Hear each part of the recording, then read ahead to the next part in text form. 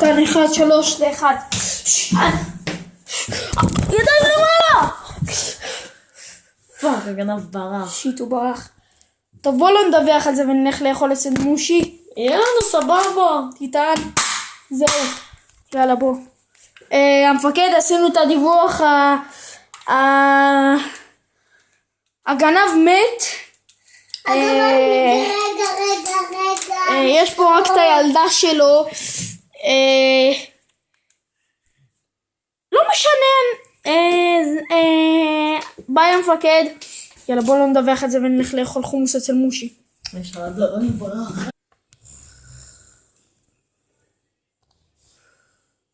מה? איפה אנחנו? אצל מושון. למה? מה? אנחנו לא במשמרת? כן, המפקד מחפש אותנו כבר 10 שעות. המפקד? טוב, אל תמשיך לישון. פאק, מה נאמר למפקד? אני אומר לו. טוב. המפקד. בסדר, איפה הייתם כל הזמן הזה? שם לך את המענק.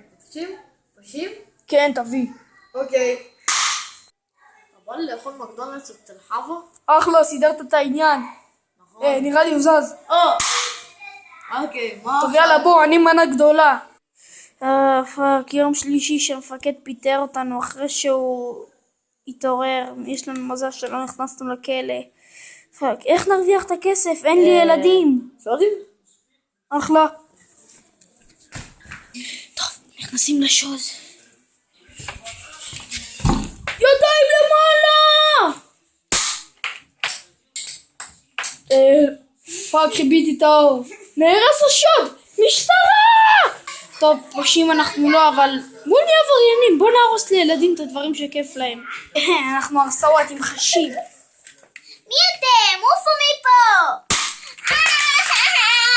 המגדל שלנו! לכו!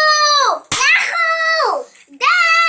יהיו בשם תתעלו אותנו מעצבנות מפגרות שאני אוהב שאני מפוצץ לכם את הראש. עזוב אותי! תביא את הכסף. עליו! הביצים.